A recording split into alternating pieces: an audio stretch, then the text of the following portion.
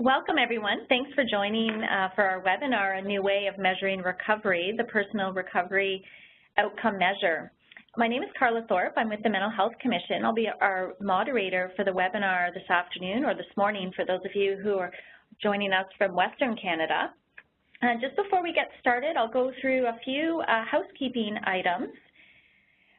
First of all, we'd like to invite you to send any questions or comments that you have on today's presentation using the chat feature, which should be found on the right-hand side of your screen. If it doesn't show up right now, there should be a button that says chat on the upper right-hand corner that has a little conversation bubble coming out of it. So if you click on that button, then the chat window should open up for you on the right-hand side.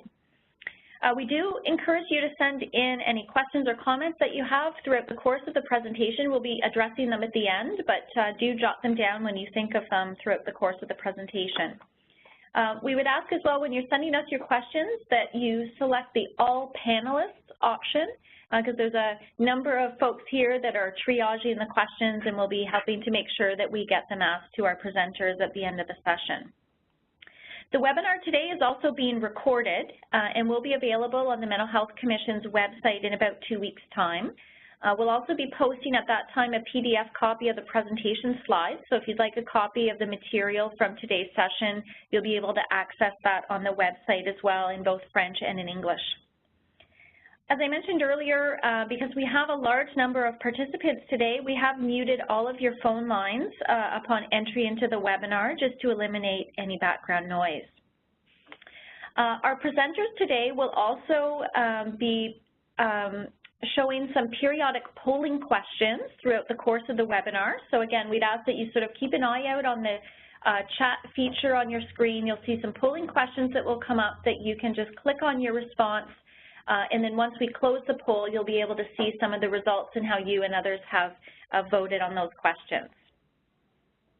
So just before we get into the content for our presentation today, I just wanted to highlight that this webinar series is really meant to be an introduction to the guidelines for recovery-oriented practice that were released by the Mental Health Commission in June of 2015, so just over a year ago.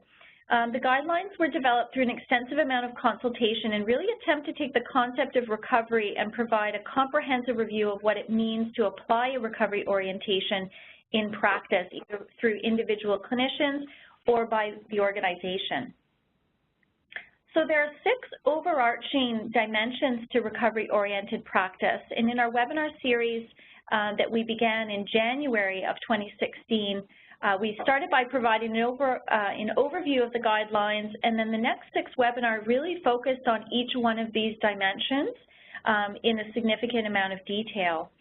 At the conclusion of that series, we've now started offering special topics based on your feedback in terms of subjects or themes that you'd like us to explore in a little bit more detail. So we would encourage you at the end of the webinar today, there is an opportunity for you to provide some feedback on today's webinar, but also really importantly to provide us with your thoughts on other topics you'd like to see us explore or recommendations that you have on particular presenters that you think could be showcased in some future webinars. So we'd encourage you just to take a few minutes to answer those quick 4 or 5 questions and also indicate your consent to receive future invitations to upcoming webinars that we have as well. So as I mentioned earlier, my name is Carla Thorpe. I'm the Director of Prevention and Promotion with the Mental Health Commission of Canada. It's my pleasure to introduce our 2 speakers for today's webinar. Our first presenter, Dr. Skye Barbic, an Assistant Professor in the Department of Occupational Science and Occupational Therapy at the University of British Columbia, where she recently concluded her 2nd postdoctoral fellowship. Her first postdoc fellowship was at the Centre for Addictions and Mental Health in Toronto, where she developed the Personal Recovery Outcome Measure, the PROM tool, which we'll be discussing in depth today. She's a registered occupational therapist, a scientist at the Center for Health Evaluation and Outcome Sciences at St. Paul's Hospital, and also a clinical subspecialist interest is in the rehabilitation of youth and adults with serious mental illness in Canada. Skye is joined today by her colleague, Mimi Rene, who has personal experience in implementing the Personal Recovery Outcome Measure tool. Mimi has worked in the mental health field for over 18 years and is currently with the Canadian Mental Health Association, the Vancouver Fraser branch, working as a peer services program manager. She studied fine arts at the University of Alberta and furthered her education with Douglas College in therapeutic recreation. She has also completed her master's in leadership at the Royal Roads University. She is passionate about mental health and has personally experienced mental health challenges within herself, her family, and her friends, which is why she recognizes the importance of sharing hope and honoring personal journeys. So we're very pleased to have both Skye and Mimi joining us here today for this session, and I'm going to pass things over to Skye, who's going to get us started with our formal presentation. Thank you, Carla. Thank you for Benita and Laura as well for organizing us. Hopefully you can hear us well. If there's any indication of not being able to hear us, please just let Benita and Laura know in the right-hand corner. So good morning to those of you on the West Coast. Hello to you in the East Coast. And we have quite a few familiar faces on the attendee list and some new faces, not just from across Canada. So this is quite wonderful.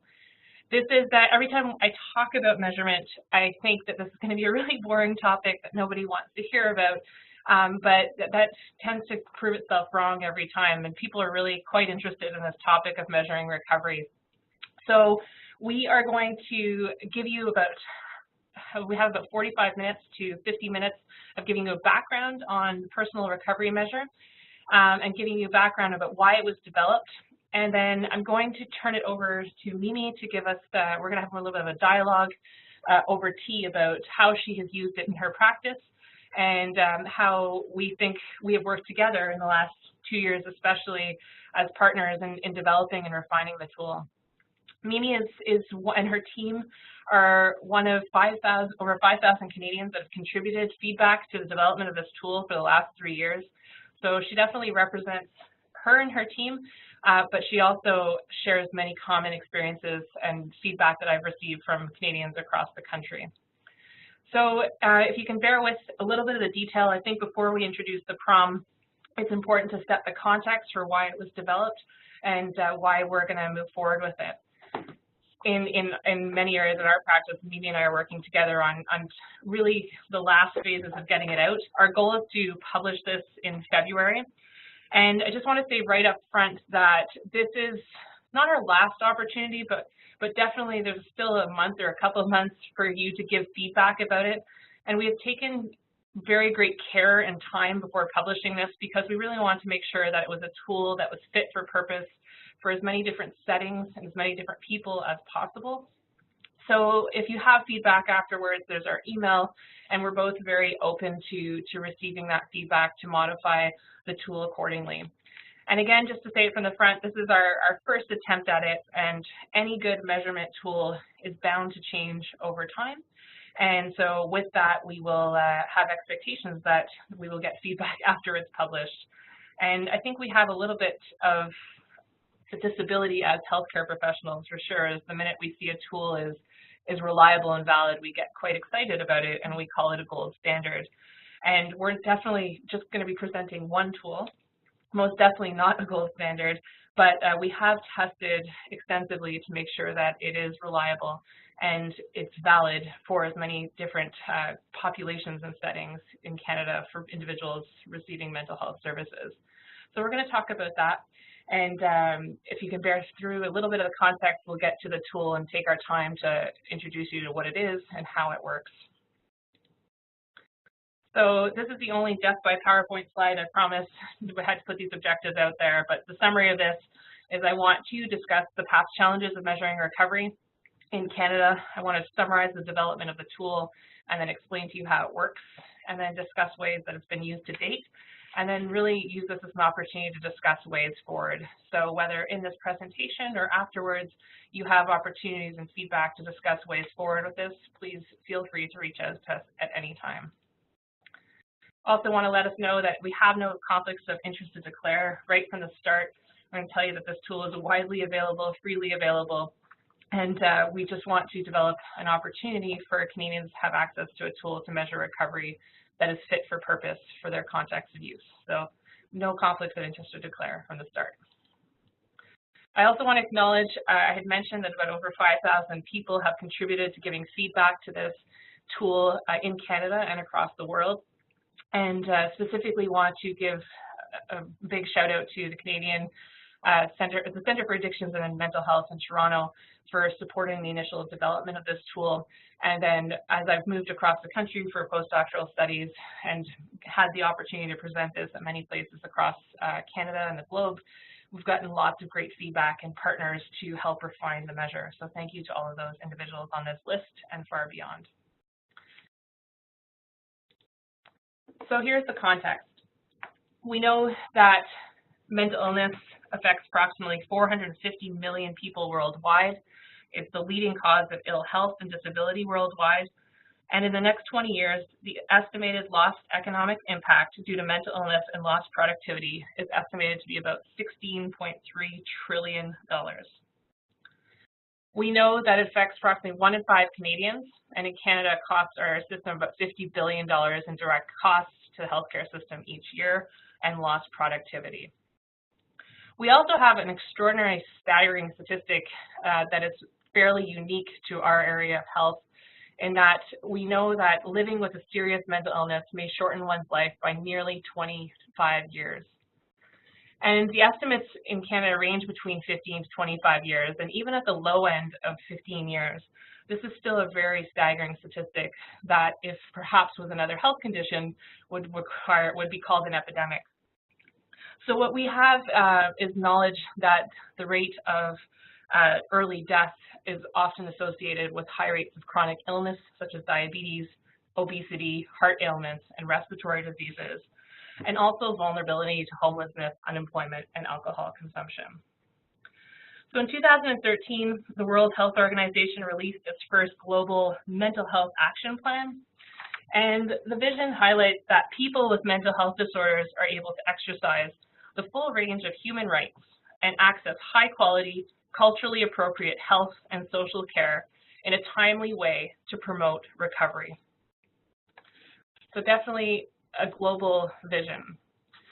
In Canada, the context is also important. In the early 2000s, when I started working as an occupational therapist in Kingston, we had a very big shift in care, and the care was shifting from the hospital setting to the community.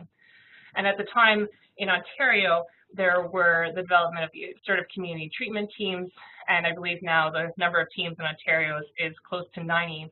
And this is quite a big shift in care, providing care not in an institutionalized setting, but into a community setting.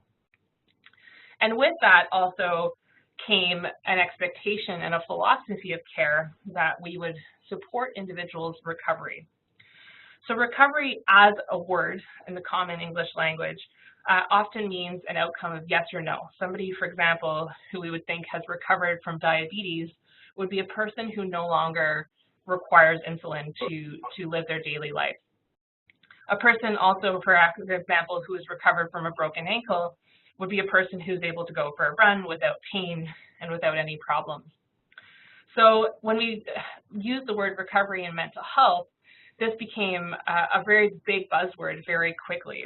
And the recovery word and the definition that was used and put forward, and this is a definition that kind of mixed together William Anthony and Patricia Deegan's definition, was one that allowed a person to live a full and meaningful life in and despite having a mental illness or a mental health problem.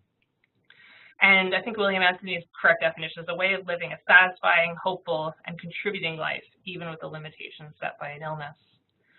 So this was a big outcome, and clearly as an occupational therapist, as a new occupational therapist, this felt good. This was something that I wanted to help out with. As individuals with lived experience, this was also an outcome that gave some normalcy to living with a mental illness, that this wasn't just something that was true to a person having a mental illness, that perhaps we were all trying to live full and meaningful lives. So recovery became an overarching goal for mental health service provision and the target for mental health reform. And it became the target for mental health reform at the individual treatment level, the group level, and system reform. And very quickly, we had the Mental Health Commission of Canada, we had the recovery guidelines developed, and in many of the documents if you have time, like I did at some time, just to count the number of times recovery was listed as an outcome. It was a target for intervention, a target for system reform. And my question really at the clinical level was, well, if it's this target, how do I show evidence of individuals moving forward on the recovery continuum? And that led to the initial starting to look in the early 2010-2011 period that we had a significant gap in the conceptual clarity of recovery. We had a pretty solid understanding what the philosophy was, but we also had a lack of measures that could capture the outcome. So here started the project of going to the prom. At the same time of trying to understand how to measure recovery, there also became a shift in the importance of outcome measurement for individuals and health systems. So the concept of PROM actually was a bit of a spoof on a term called patient-reported outcome measures. And patient-reported outcome measures were and currently are of utmost importance for many clinical trial studies, and much research that's out there. And the importance of incorporating the patient's perspective or the person's perspective in research and clinical practice has increasingly gained importance across many areas of health. And so as a result, we kind of took a spoof of the name and turned the patient-reported outcome measure into the Personal Recovery Outcome Measure project. So our global objective first was, hey, if we're going to measure recovery, what are the actual needs of recovery? What are the needs of Canadians first? What should we be targeting? So in 2013, we started with the general PROM project, setting out the objective to measure the actual needs of Canadians. And then we wanted to understand what were the best tools to do so. And as you'll find out, that we had to end up figuring our way out to develop a new tool that could actually be complete and measure the needs of Canadians. And that was fit for purpose, specifically to measure recovery in a community setting. That's how we started out this PROM project. And the first stage of developing a new tool or to go out and find out how to measure something is to do a systematic review of the literature. And luckily in 2013, right when we were about to embark on this process with support from Kwame McKenzie and Sean Kidd at CAMH, we found that these two systematic reviews were published in the same month, one from a group in the UK and led by Mike Slade and his group, and the other group was from the United States. And what they did is they produced a systematic review, and each group found 12 measures of recovery that existed in the literature. And what they did was that they found not actually the same 12 in systematic review literature reviews should theoretically try to find the same measures, but they had collectively found 18 measures of recovery. And what we did is we looked at the scales that were most commonly cited amongst the ones that they had found, and we said, what would happen if we actually gave these scales to Canadians who are living in a community with serious mental health problems? And so the scales that we chose were the questionnaire about the process of recovery, we'll call it the QPR, the recovery assessment scale, which is a 41-item measure of recovery, and probably the most commonly cited measure of recovery that is out there. And we also used the illness management and recovery scale, which is a shorter version, a shorter measure of recovery, a 15-item measure. So we collectively had the question, what if we gave these scales alongside the Hearthope Index, a depression scale, and a mastery scale? What if we gave them to individuals living in the community? And could we understand if these scales were fit for purpose to measure recovery? And by fit for purpose, we have to be very clear from the start about what that means. What we mean is that if we were giving these tools to individuals receiving services, and typically this is what they look like in a questionnaire format, if we gave these tools, would they generate information that was not only psychometrically robust, but that could inform conversations about where a person was at, where they were going, and how they could move up the recovery scale? Could these tools be used as conversations with individuals themselves, so clinician to the client or patient? Could they be used to have conversations with family members and community? Could they be used as communication tools to talk with fellow colleagues or other individuals within a hospital setting, for example, or policymakers? And so what we did is we started in Toronto, And we gave these scales to 224 people. And we did the same thing in Vancouver. And I just want to give you, because we're going to focus more on the prom, just a general idea about what the recovery profile looked like of the individuals. And we used the CHIME framework, which is a framework developed by Leamy and colleagues. And we used the framework to just sort of understand where were people on average doing well and where were they struggling in terms of high levels of recovery indicators and lower levels. And on average, we had the sample size in Vancouver, the samples age, mean sample size in Toronto was 224, and the mean age was about 45. And we had about 60% of the sample, the diagnosis of schizophrenia.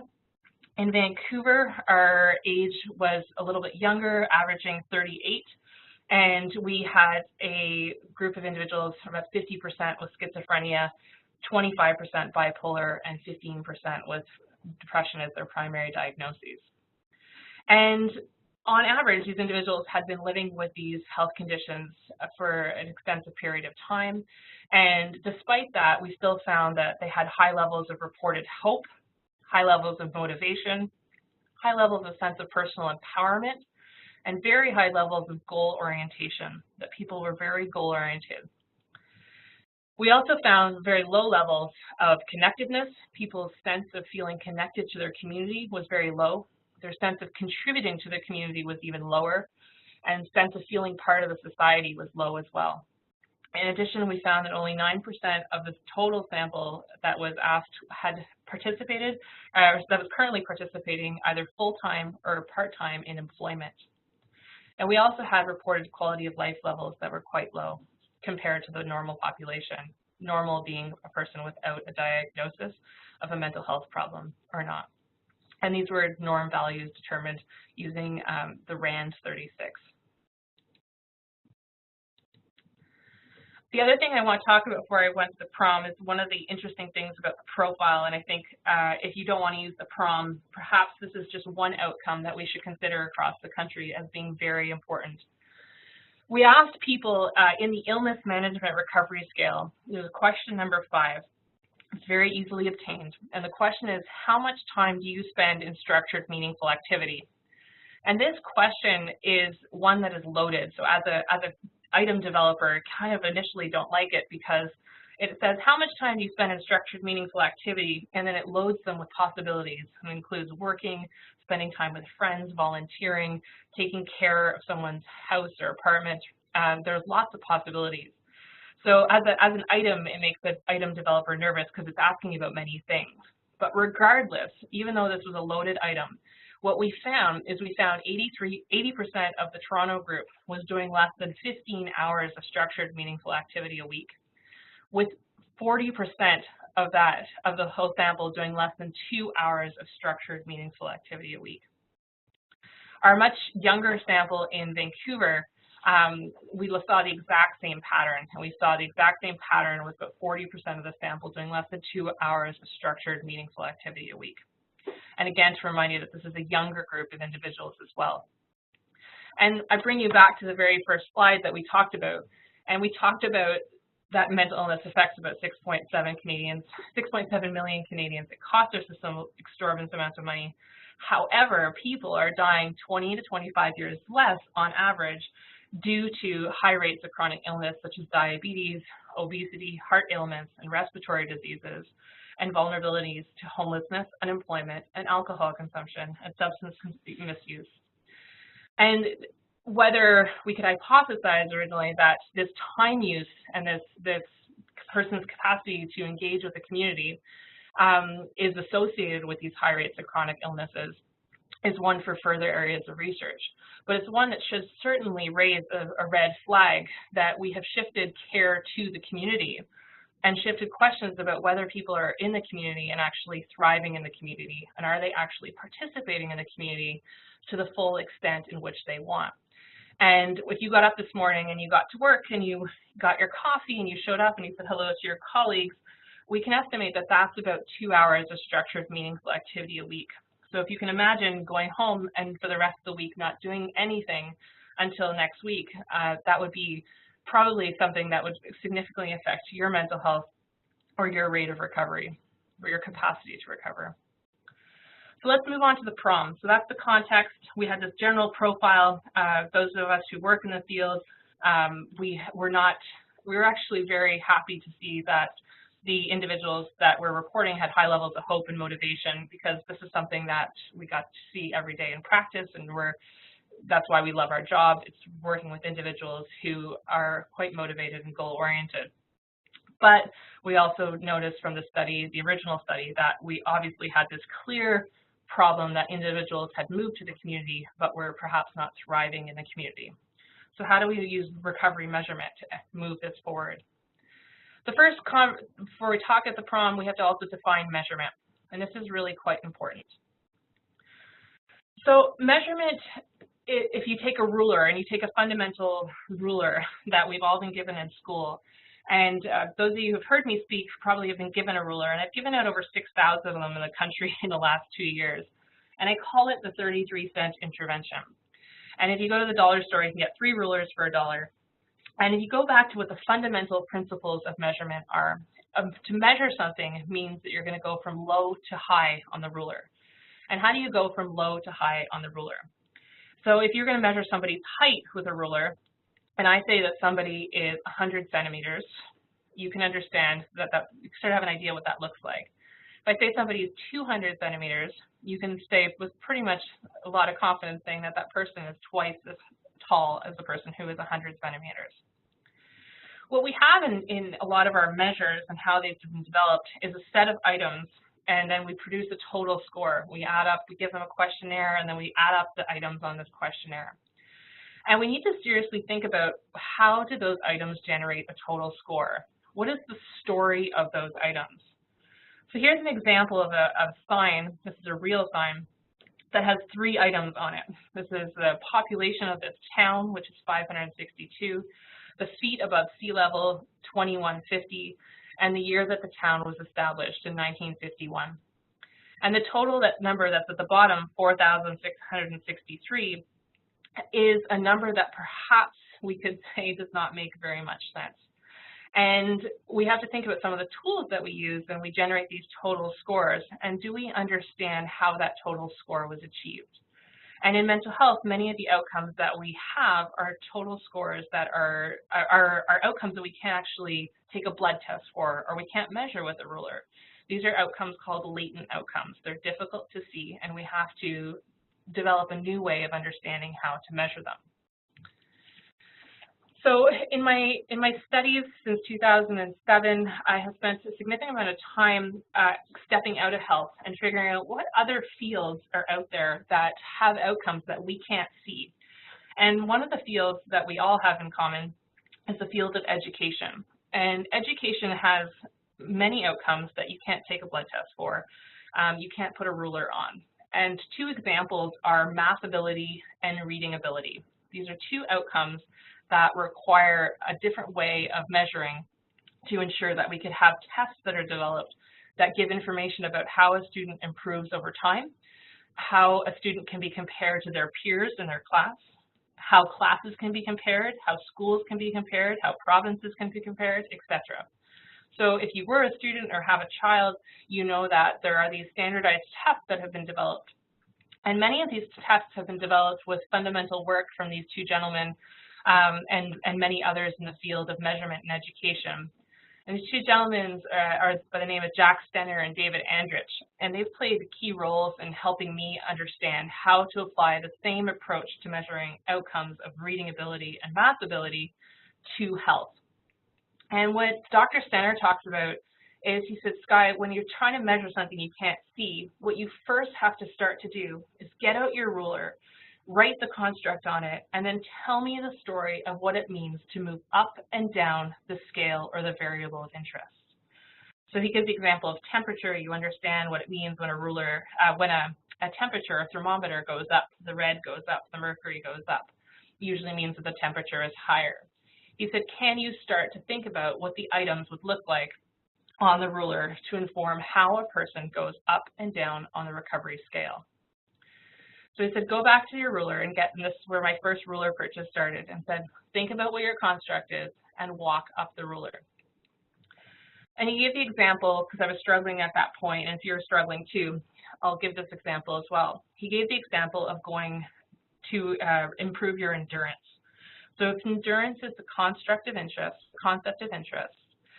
if we start and our first easiest item is walking a mile, he's American, so those are in miles, I apologize, but walking a mile, walking 5 miles, running 10 miles, the assumption is that if I can't do this and I can't run 10 miles, it's very unlikely that I'll be able to run a Boston Marathon. There is a natural progression to these items. As the items get more difficult, as they go from left to right, so does a person's ability. So if you can achieve these items, your ability also increases. And this is the fundamental model by which items and tests are developed in the United States and across the world now for education, for measuring things such as reading ability or math ability. So you can imagine a math test that has your 1 + 1 item here and some differential equation here. And the probability is that if you don't answer your 1 + 1 item correctly, the likelihood that you answer the other items correctly is low. So this is a probabilistic model. And so he said, can we think about this with recovery? Can we think about what the story is for recovery of how you go from low to high? As a person's ability increases, as they move up the recovery ruler, what are the items that actually are indicators of this happening? And so this is a person that I use an example commonly of a person who I had worked with personally who had been hospitalized for 20 years. And we could argue that she had been stuck on the recovery ruler, on the very low end of the recovery ruler for a long period of time. And what questions could I have enabled or asked to help her move up the recovery ruler? So this is a graph, and I don't want you to panic and log off now. This is one that is really of importance. And I'm going to take my time to go through. And this is the first results of how we gave the recovery assessment scale to people in Toronto. And this is our stage 1 of the PROM study. And if you can imagine going back to your statistics 101, what a standard normal distribution of a graph looks like. And what we want is we want a nice standard normal distribution from -3 to +3 standard deviations. And if you could see, just I'm looking at the pink for right now, these are the recovery scores of the individuals in the sample in Toronto. And here's the middle, the low, this is sort of our middle area. These are individuals who are scoring on low recovery. These are individuals who scored a bit higher. Underneath what we have is we have information about the items and how much the items and the range of the items covered. So go back to our construct. Here's our recovery construct. Here's our ruler. What we're looking for is we're looking for a set of items that actually match our population very well. And what you have here is you have a set of items that are actually going from low to high. You have a set of items that are really clearly measuring these people. But you have a group down here. We have very few items measuring the low end of the recovery scale and very few items measuring the top end of the recovery scale. And this makes for a foggy ruler. So what we're generating is that total score is understanding what people standing on the total score. We actually don't even have items about the top end of recovery. So we're not asking questions that are generating higher scores because there are no actual items down here. And we found the same trend for the illness management recovery scale and the questionnaire process recovery scale. We had foggier rulers. And not to say that the individual items weren't very informative, because the individual items themselves were quite informative, providing the profile. But in terms of what was the story of the total score of how someone went from low to high on the recovery ruler, we found out that we had foggy rulers for the measures that we gave to individuals in Toronto. So we used a fairly novel approach to this. Instead of going back and hiding, we actually went to individuals with schizophrenia primarily as their primary diagnosis, and we ran focus groups. And in our focus groups, what we did is we gave them the foggy rulers, and we started individually and said, here's the recovery ruler. And we want you to individually start to think about what it means to go from low to high on the recovery ruler and write that out. And then we asked people to pair up and share what their recovery rulers look like and to kind of come to some kind of consensus about what that could look like. And then we asked people to go in groups of 4s and then come together collectively as a group and tell and to try to hypothesize what the story of recovery was from low to high. So this is quite different and a very different approach that's traditionally used to develop measures. we were trying to understand what the story meant. And then the back, this is sort of what the output of one of our focus groups would look like, that we'd have this big giant paper with items that people had developed about what they thought a recovery ruler could look like. So phase 2 involved running the focus groups, and what we did in this focus group is we didn't just generate items, we generated a hierarchy of the order. So we had generated what the ruler would look like. And this is just the initial set. This is round 2 of testing on 106 people. And what you can see is we have less people compared to the other one because there's only 106 people. But we still have this incredible item spread. This item spread of the story of going from low to high was actually reflected and picked up, which was really quite great. So this gave us enough confidence to move forward to the larger scale testing of the tool. But before we did that, we went back to our focus groups again because we had some questions and had some problems.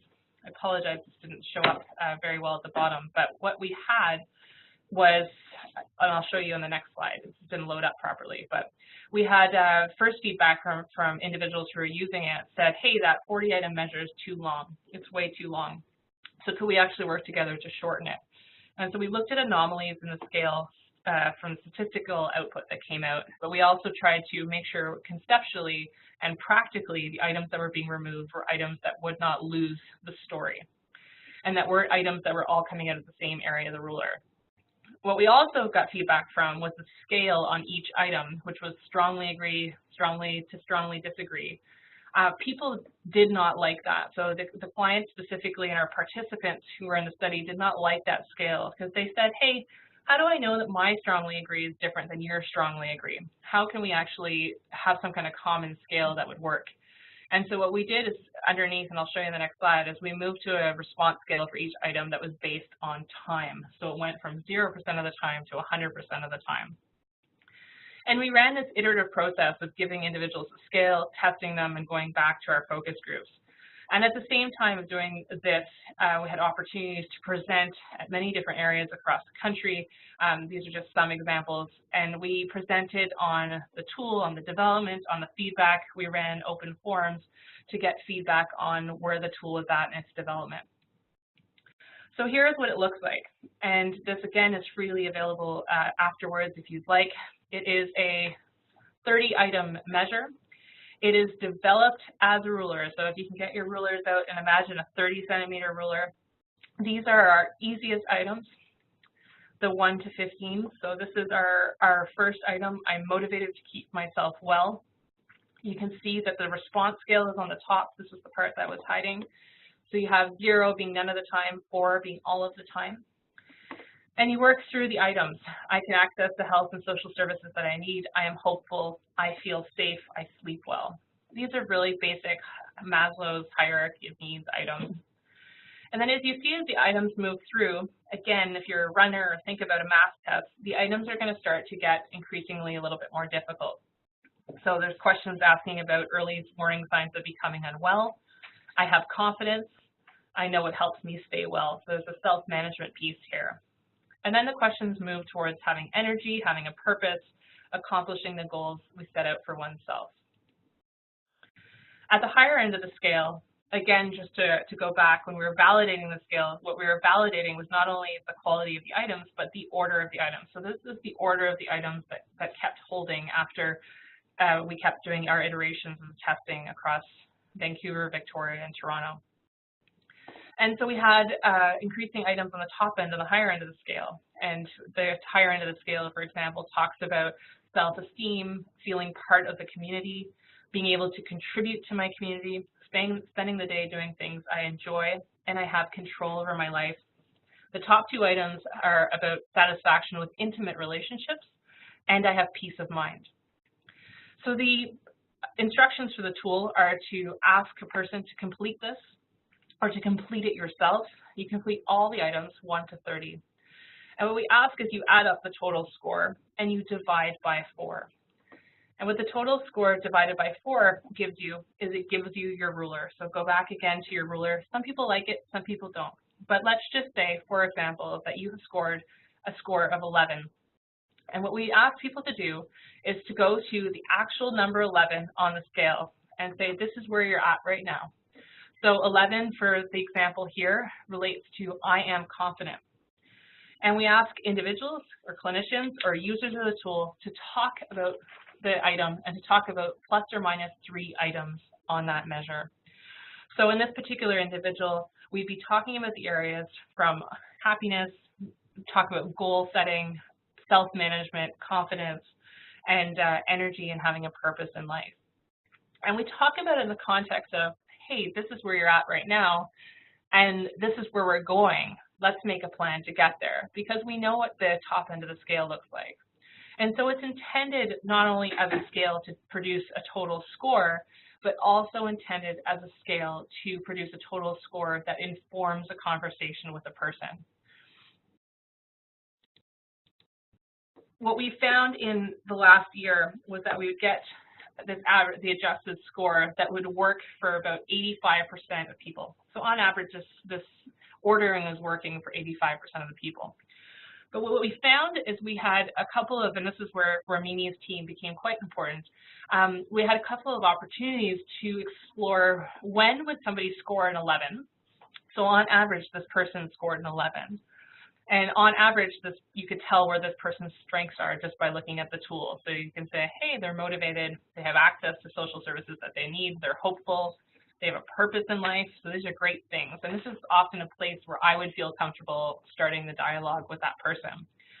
But this adjusted score 2, this person got a first score of 11, but their adjusted score 2 is a 4. And the reason their score is a 4 is that this person scored a 0 on safety.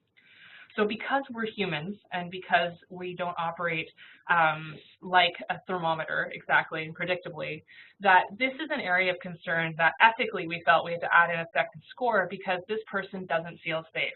And we can have the conversation and say, hey, on average, you're here, and these are areas that I want to work with you on in terms of goal orientation.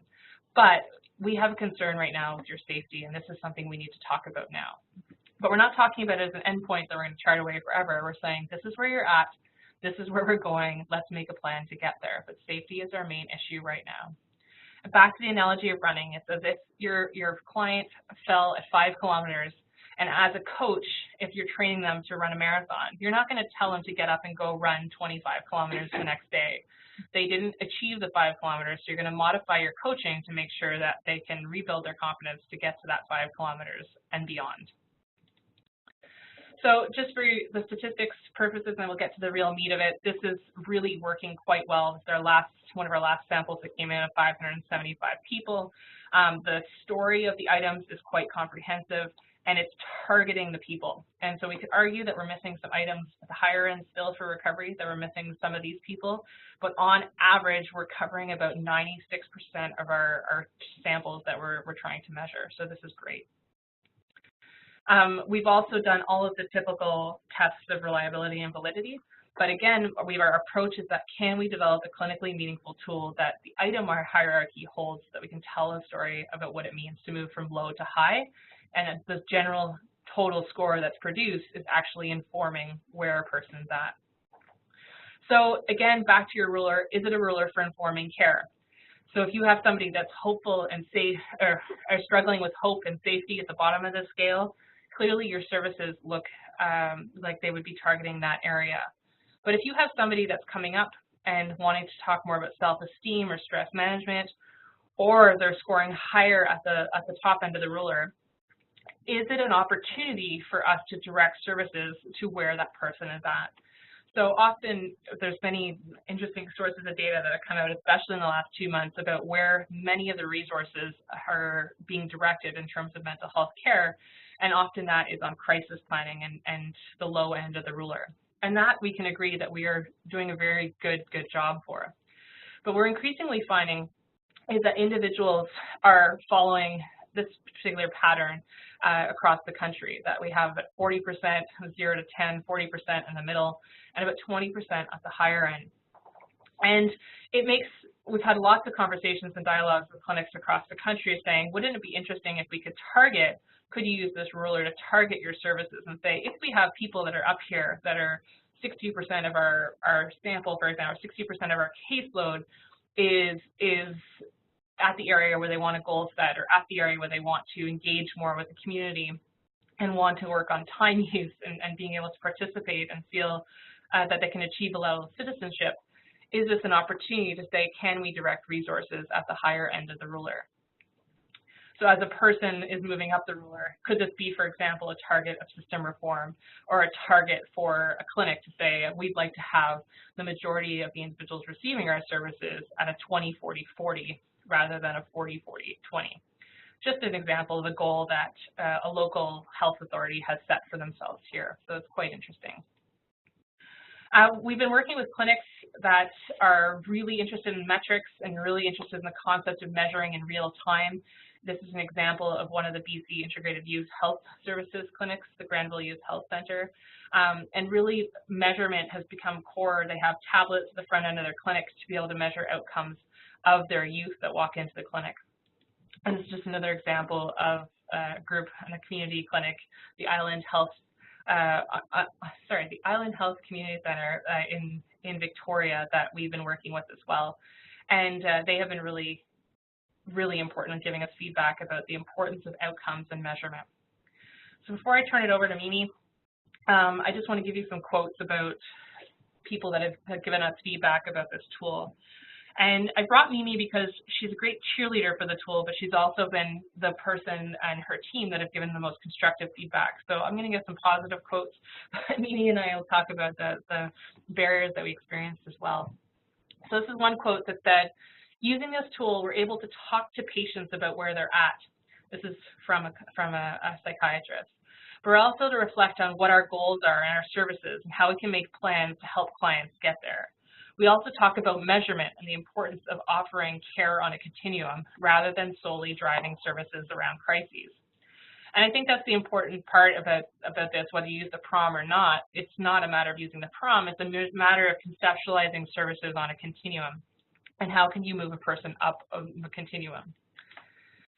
The PROM has allowed us to identify a mismatch in our services. We offer a lot of support for vulnerable people in crisis, but many of our patients highlighted the need for more opportunities for goal setting, goal implementation, and achieving a higher level of citizenship in their communities. We need to strive towards having outcomes and services that are at the higher end of the ruler. This is probably my favorite quote, and this is from an individual with receiving services. And he said, I'm able to walk into my doctor's office with my recovery ruler and say, hey doc, I'm a 17 on the recovery ruler. I want to be a 23. Let's make a plan for how to get me there.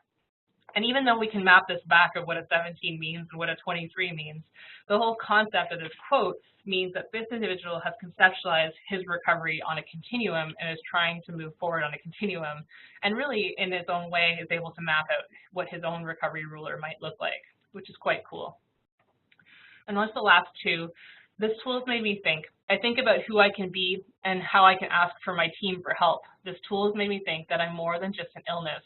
I have goals, and I need to be more clear about what they are, and I need to ask for help, you know? And just related to that, it said, it doesn't matter if it is recovery or health that I'm talking about, the ruler lets me show the doctor that 0 is my worst possible health state, and 30 is my dream possible health state. In the office, I can talk about the dream and strategize ways to move up the ruler. I don't always have to talk about what is disabling or making me crazy. I am more than crazy. I'm a person who has goals and wants to travel up the ruler. So before we get to this, we're going to shift it to Mimi and have a conversation with Mimi. And to highlight a little bit that Mimi is the manager of the Peer Navigator program at the CMHA Vancouver Fraser branch. And she has a fantastic team, and the team has given me feedback that's been hard to swallow sometimes, but been really quite wonderful. And so I've invited her today to really describe her program, to describe the implementation of the PROM from the perspective of her program, and to really have a nice conversation about outcomes and how we've sort of evolved in that relationship.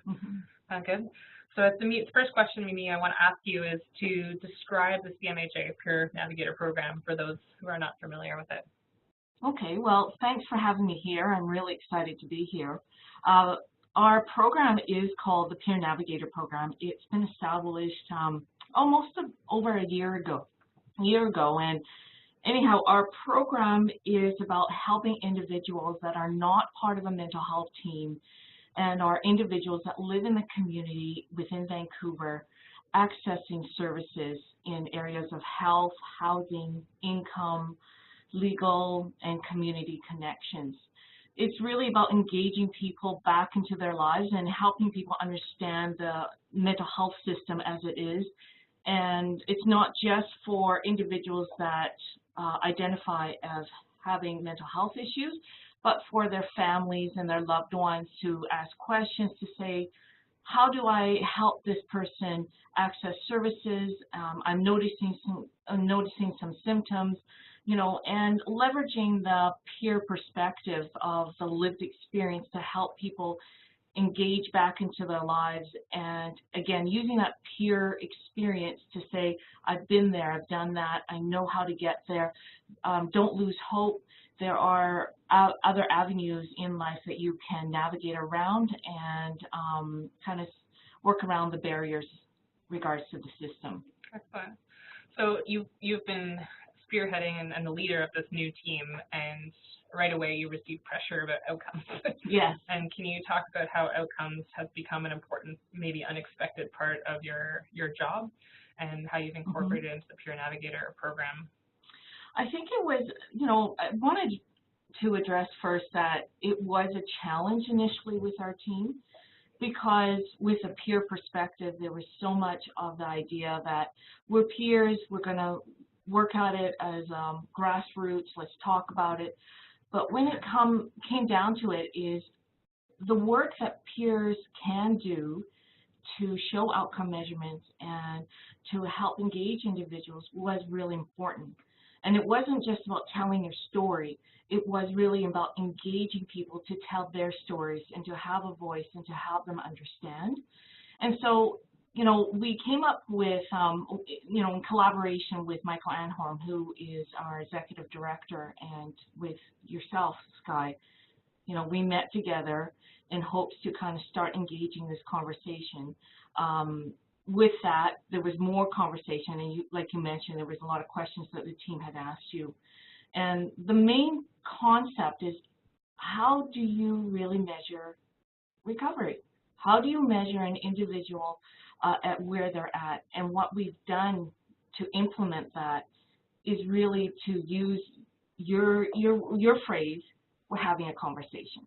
We're having something to start with, to a base ground to set our relationship. And that's how it all started. And since then, we've implemented it into our program, and we've used it as our first form of engagement when we meet people. And sometimes it's not going to be the first time, it may be the second time or the third time. But essentially, as soon as we engage with someone, we've built somewhat of a relationship of, you know, conversation, and then we go right into the tool. Excellent. So you've used it as a point. The question I get asked is, how often should I use it all the time? And what you use is at the beginning of engagement, so when you first meet a person. How else do you use it? How often do you use it, for what has been the agreement with your team? Well, like I said, because the prom is so much of a conversation tool, we use it as the initial form of, you know, let's talk about your life. We don't know each other very well, but I've got something that will help us to start this conversation.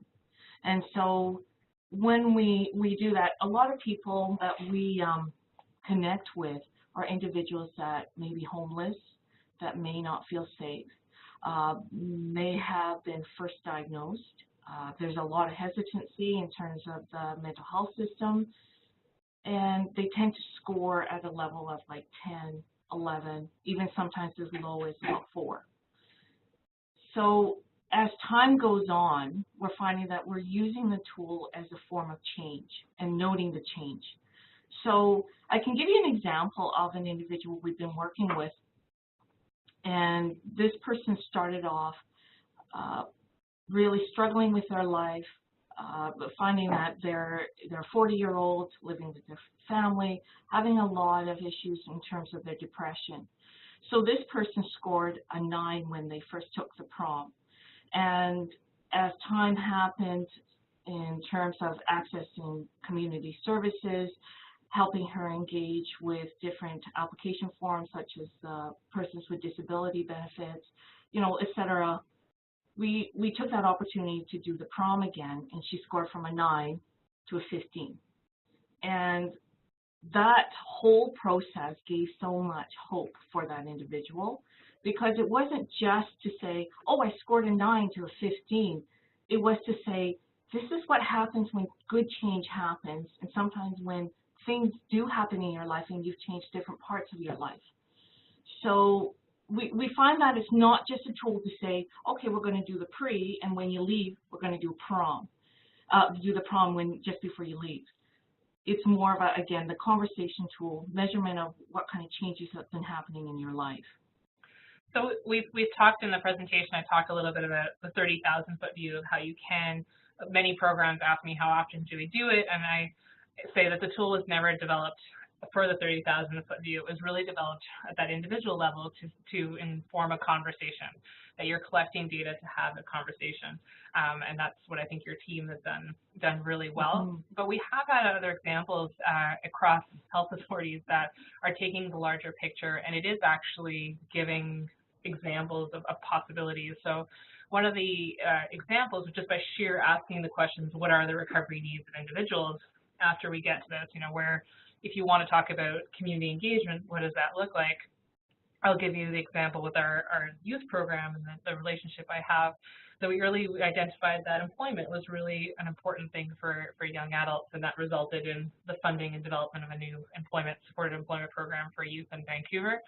And we've had many examples of different things happening. I know you guys also had an example of a different program that resulted. Can you give an example of that?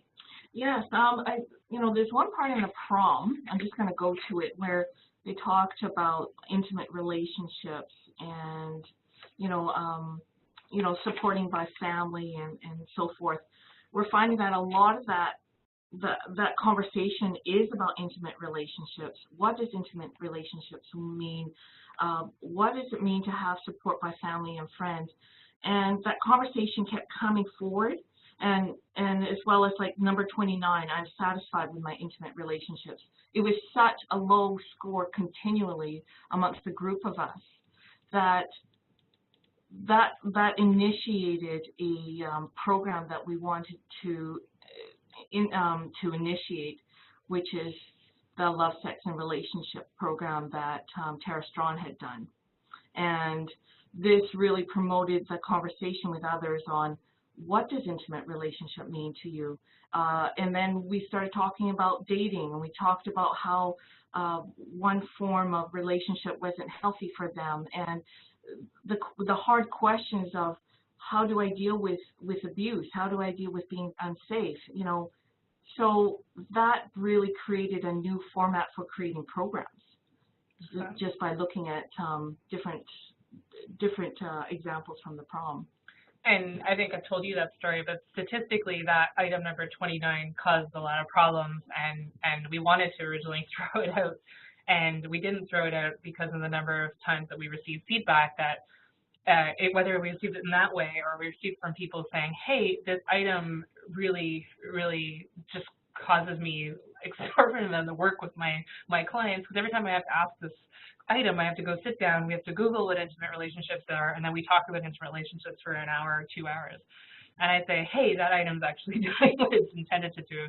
So statistically, it is actually causing a little bit of difficulty, but conceptually, there have been enough people that said that is a really important item, an important part of my recovery. I want to highlight too at this point that we've also not included language specific to mental health and mental illness in the tool, and that was also notable feedback. And the feedback came from many Canadians across the country saying, aren't we all in recovery? Isn't this actually something that we're all trying to achieve, to live a full and meaningful life? And if you do the tool yourself, and you'll find out where you're at, you'll find out that whether you've had a diagnosis of a mental health condition or not, there are areas and strengths in your own life and areas that you could improve on. And so very few people actually score the full 30. And it gives an idea of where the strengths are. It does give an idea about where we as a society can work on contributing knowledge to how to build a community that not only allows people with disabilities to live in the community, because that's been an important outcome, to go from institutions to community, but to thrive in the community. And we've learned a lot about what that means. And it doesn't just mean having a house.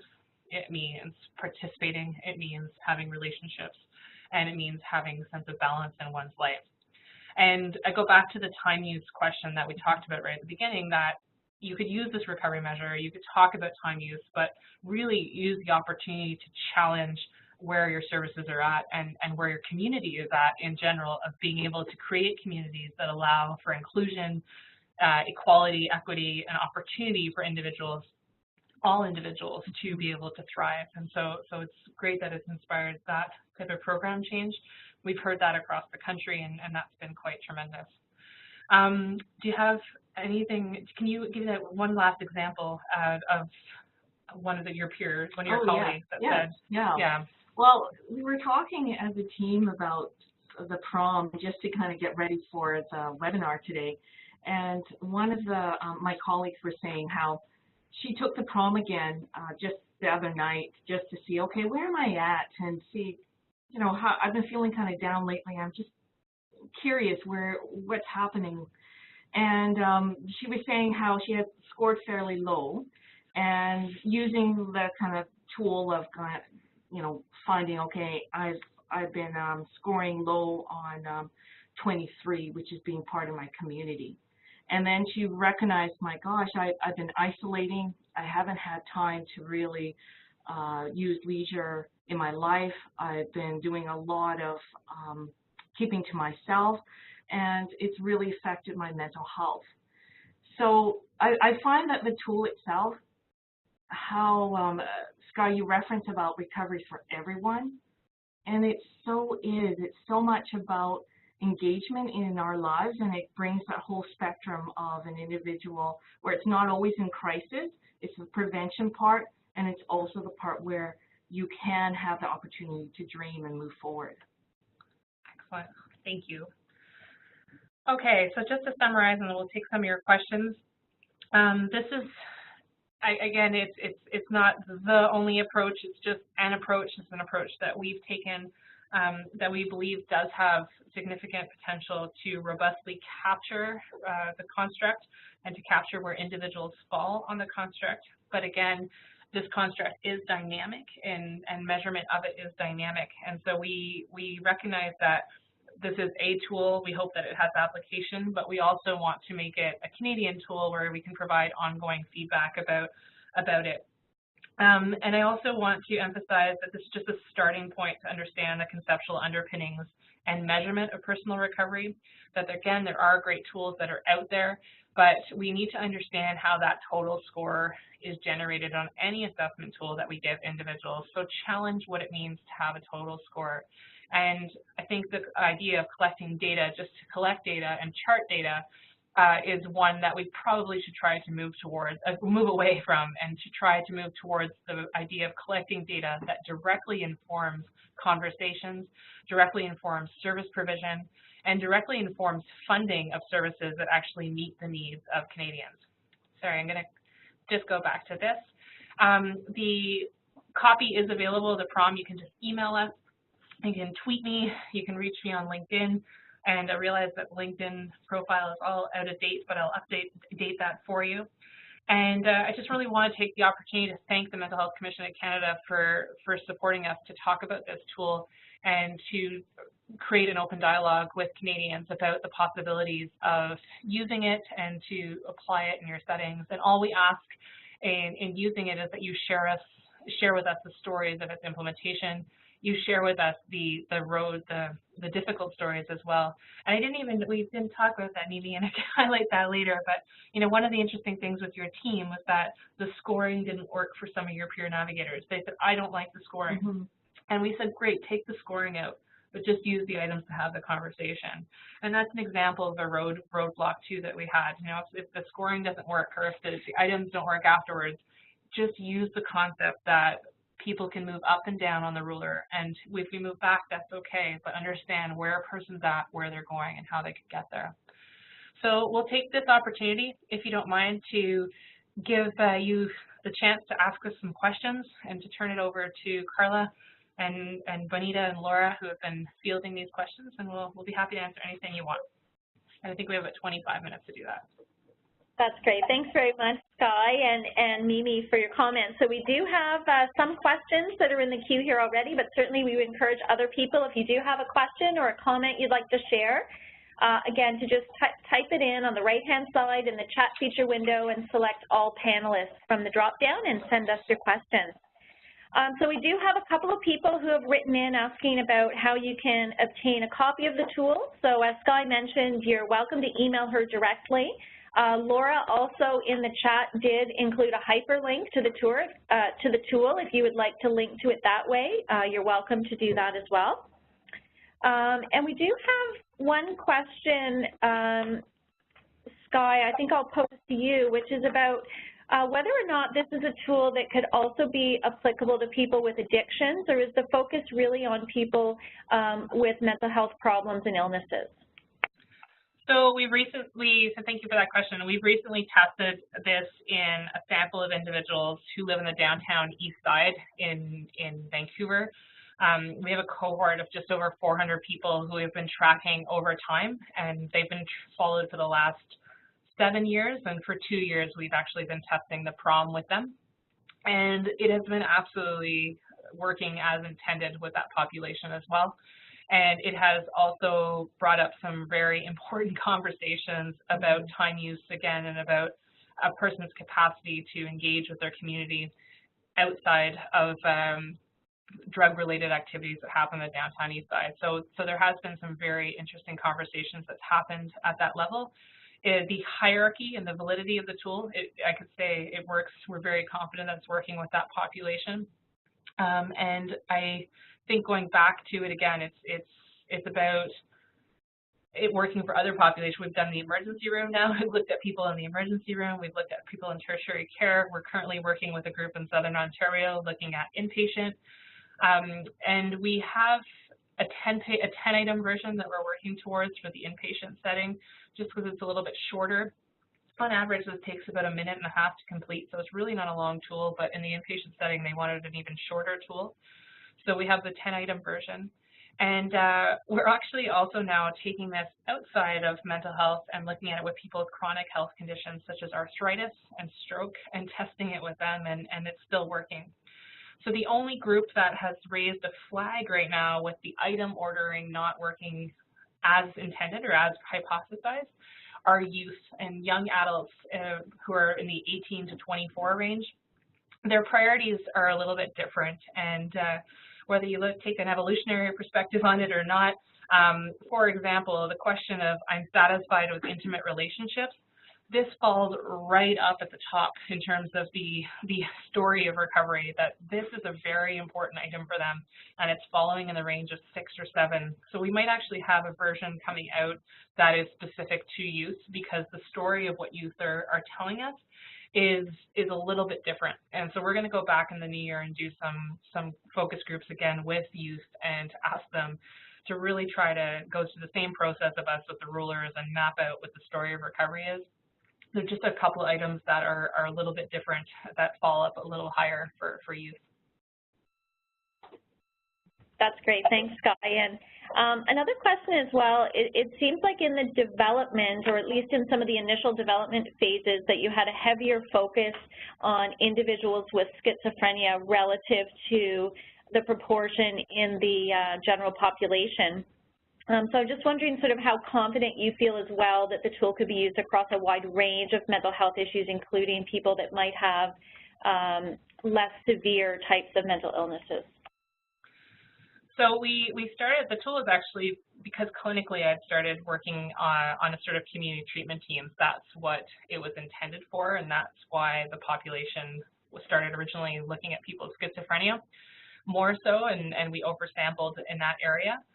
However, the testing that we've done across the country, we have done testing in clubhouses, testing in areas where are deemed low barrier, low access, easy access, and we're currently collecting quote-unquote norm data from individuals without mental health problems.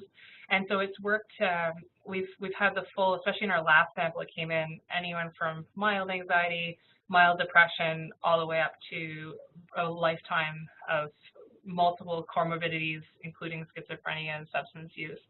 So what we hypothesize, of course, is, and we've also looked at the full range of acuity of care, so people who have been receiving, who are full-on in the emerge in crisis, towards people who have not used the emergency services in a long time. And we do find that the PROM is sensitive not only to change over time as a result of interventions in many of these settings, but also change in the setting. So people on average score the lowest from the emergency room, and in the inpatient settings is where the second lowest scores come. And then as the person is in the community for a longer period of time, the hypothesis is holding is that their recovery scores are higher. So it's sensitive to, even though it was developed with that population, we have done many of our focus groups also expanding away from the population of only schizophrenia. Clinically, it's a population I feel very comfortable with and that we work with very often.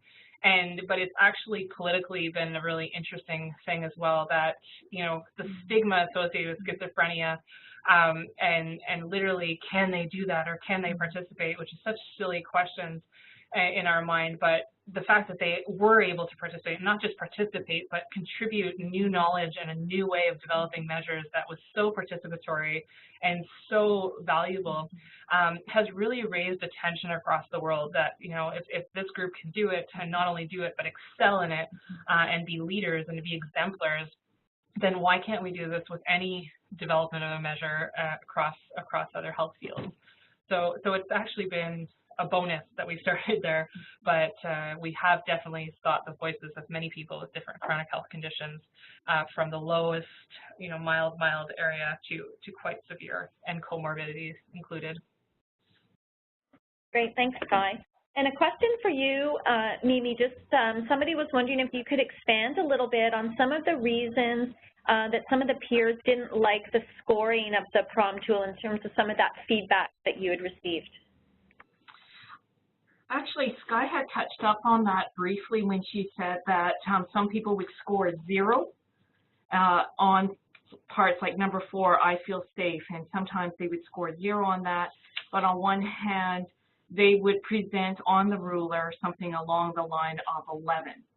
So that really brought up a lot of conversation in terms of why is that the case? If we're going to supposed to start at 11, 3 up and 3 down, you know, the parts of when a person scores 0, are we not to address that? Because that is a concern. So those were kind of questions that happened within the team. And when we talked about it with Sky, there was so much of that level of, again, how are we really looking at a person's recovery? How are we looking at a person? Where are they really at? And though they score at 11 and looking at the, you know, 3 up and 3 down, those are still issues that they are needing to be addressed, but the areas that they score 0 are equally important to have a conversation with. And that's what generated the adjusted score too, was that conversation and a few others that I'd had on the West Coast with people saying, hey, what about, you know, I'm seeing this glaring 0. And we have this group at the YMCA who are using it for some of their programming, and they also highlighted that and said, you know, what do I do? This person on average is this, but, you know, they're scoring a 0 on number 2 and they can't access health and social services that they need.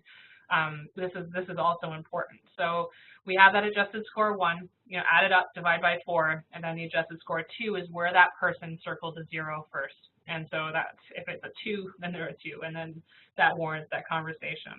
I'm thinking, Mimi, of one of your colleagues, though, who said that the actual scoring process itself created a sense of hierarchy amongst the peer and the person receiving peer support, and that they didn't like that hierarchy. Mm-hmm. Do you remember that? Do you want to talk on that? Yes, yes. And, you know, and referencing it to that kind of peer component, which is the grassroots, having a conversation, shared life experiences, and making sure that there is no power element between the participant and the peer navigator themselves.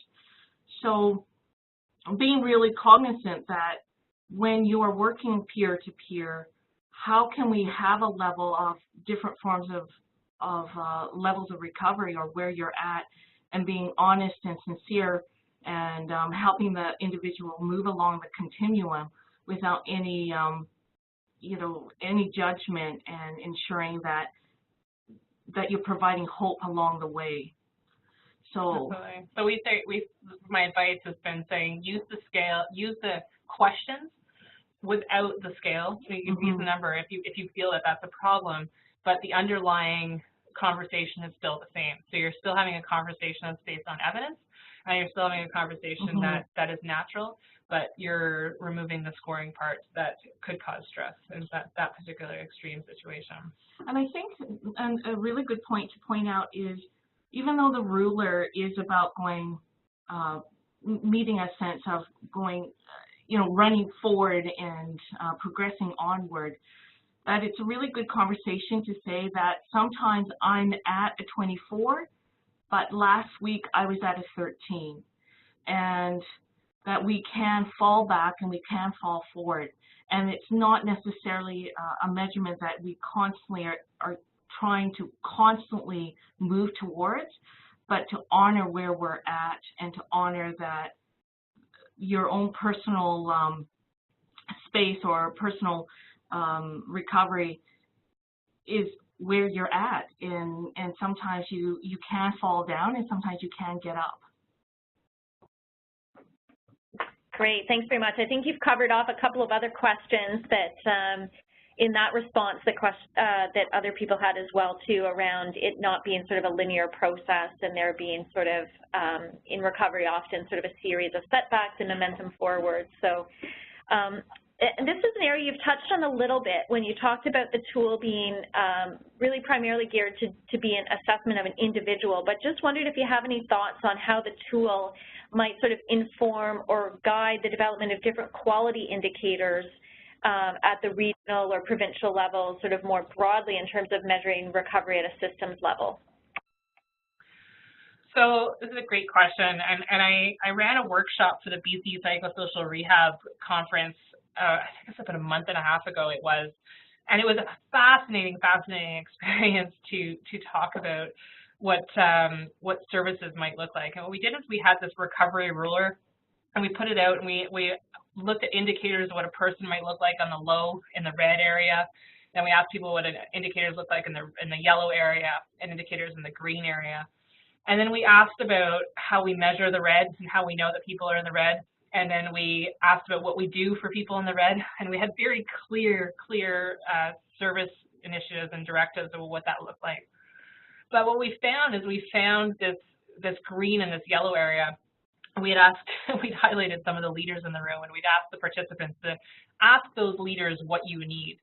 And so if you see that we have a bunch of people who are goal-oriented, or a lot of the participants are ready to move forward and to experience opportunities to contribute to their community or thrive in their community or intimate relationships, what types of services and funding of services could we actually ensure are there to allow people to move up the ruler? So I might be preaching to the choir because there's probably a lot of recovery supporters on board, but I can really argue that just in my 16 years of being in the field that we just do this low end really well. We do it really, really well. But when a person gets to the point that they're in the community, I think that's where the hardest work needs to happen, or a lot of the hard work needs to happen. And to help somebody engage, or to engage back in employment and supported employment perhaps, or to go back to school, or to build relationships in their community, to deal with stigma. These are really difficult things to do, and might require a re-envisioning of what our approach looks like, not just to be there when people are in crises, which we are really good at across the country. We have some of the very best healthcare professionals and peer support workers and systems in place to deal with the low end of the ruler. And we might have some hiccups, but in general, it's not too shabby.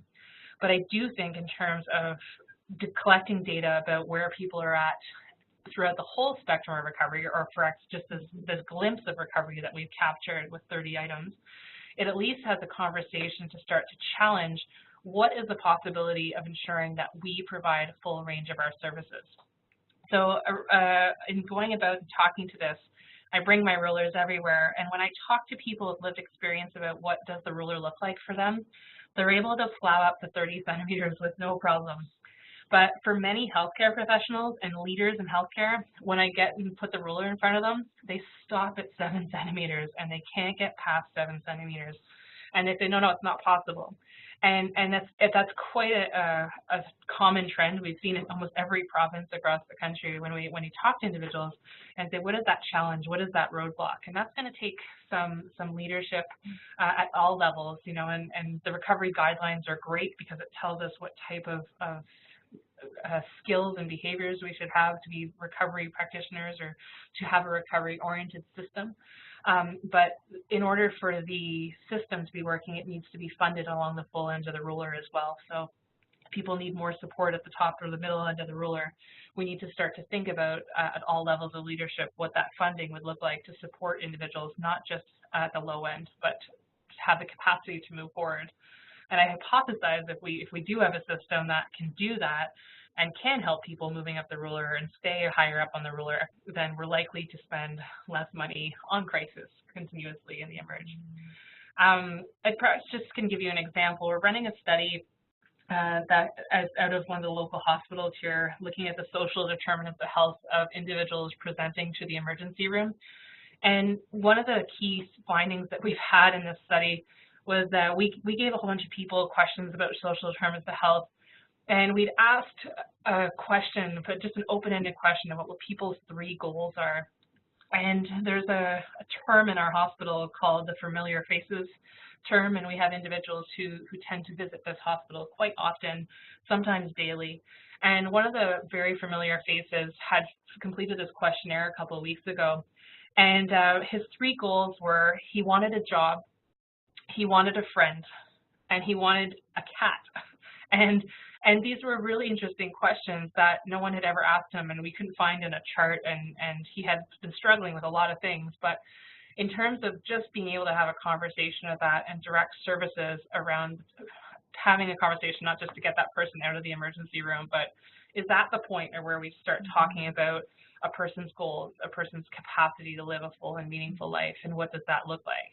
And we've asked this question to many people now in this study, and we tend to still have the 4 common themes have to do with going back to school or having a job, having a partner, a girlfriend, boyfriend, friend, having housing that will support the recovery. So that's really important, not just being in housing, but having housing that supports the recovery.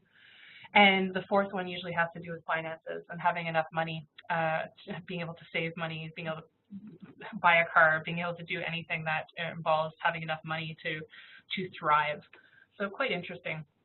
So definitely you can use it to collect the data, but if we see that the majority of our individuals or there's a large group or enough of a threshold to warrant services to be directed in that area, then we could use that to advocate very strongly for services, an increase in services for individuals to help them thrive in the community. And the at-home SWA study was great evidence for us to make the case for housing, and I think we've done that very well. So you can maybe argue that we've going up the ruler, and we've talked about getting into the community. We've talked about having access to housing as being critical for recovery.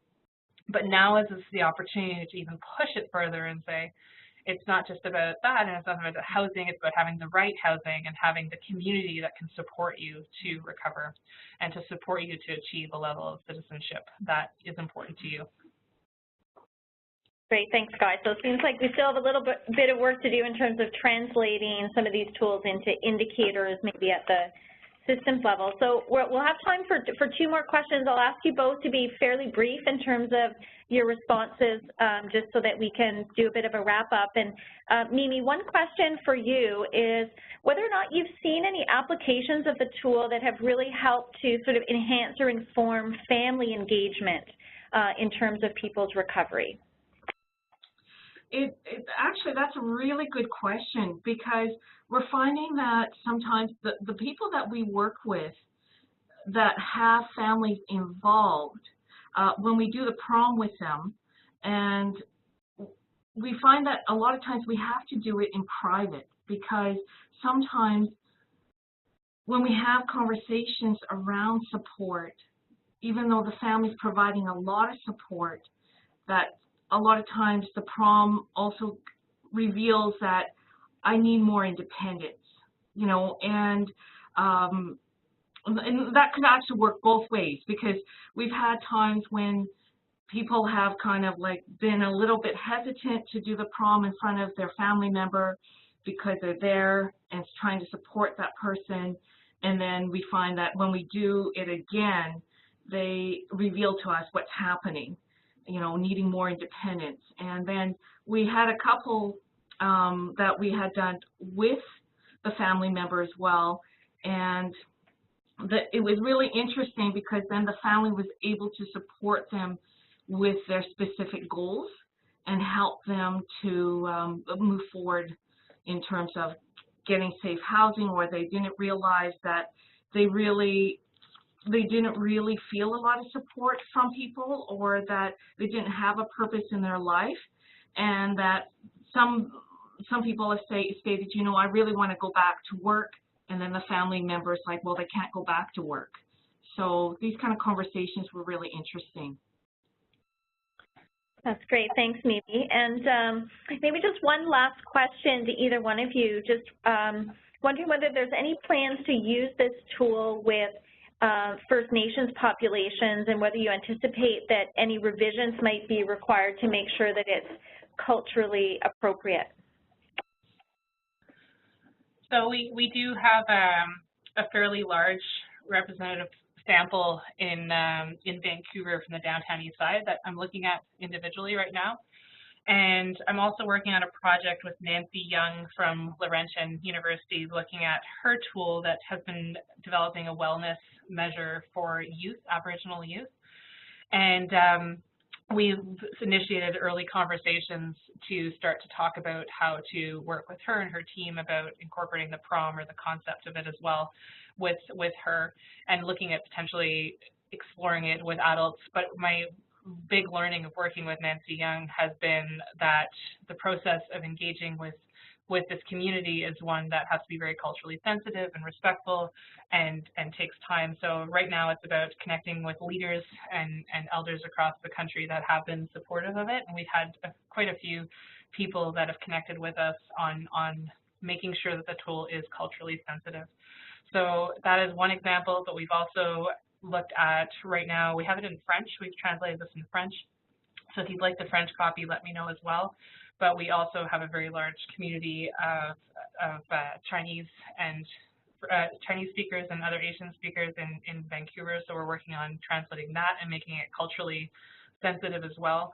And so there are a lot of different applications. But right now our attention specifically on just getting it out, and then the next step will be really working closely and developing a strategy to work respectfully with our local First Nations groups here that have shown interest, and making sure that the tool and the scoring is actually culturally sensitive, and informing services again. But I do think maybe that'll be the next webinar in maybe a month from Nancy Young. You'll see that she's done some absolutely tremendous work on working and establishing relationships with the community to develop a tool that's really fit for purpose for youth. And I think we'd like to use that same model in our approach with the prom. That sounds great, and certainly I think we might have some interest in working with you on the youth tool, and maybe engaging our Youth Advisory Council on some of that work. So great to hear that that's in play. And there's certainly, I want to thank everyone for writing in with some of your questions and comments. We're going to pass on, unfortunately we can't get to all of the questions, but we'll pass all of this along to Sky and Mimi, because people have written in some really great suggestions, I think, on some ideas on additional elements that maybe could be added to the tool. A lot of suggestions as well around research and evaluation, and suggesting other research resources and rating scales that you're familiar with. So we'll certainly pass all that information along. So just A quick reminder that we will not be hosting a webinar in December because it falls so close to the holidays at the end of the month. So our webinar series will be resuming on Thursday, January the 19th, again from 1 until 2:30 Eastern Time. I also wanted to let you know as well that we'll be initiating a French language webinar series focusing on the recovery guidelines early in the new year. So look for some notices from us. We'll be doing the same format as we did with the English, where we'll be kicking off with an introduction, going through each of the guidelines chapter by chapter, and then hosting some special topics in French as well. Another reminder that when we close out of the webinar here today, that we'll ask if you could please just take about 30 seconds, fill out a few quick questions for us on today's webinar, and also indicate if you'd like to receive invitations to future webinar series as well. And last but certainly not least, I just want to say a big thank you to you, Sky and Mimi, for your excellent presentation today. Thank you as well to our staff at the Commission who helped behind the scenes, Benita and Laura and Amy. We provided some contact information for both Laura and myself as well, so if you do have any follow-up questions, we look forward to receiving those. So thank you again to our presenters and everyone for joining us today, and we look forward to seeing you in the new year. Thank you. Okay, bye everyone.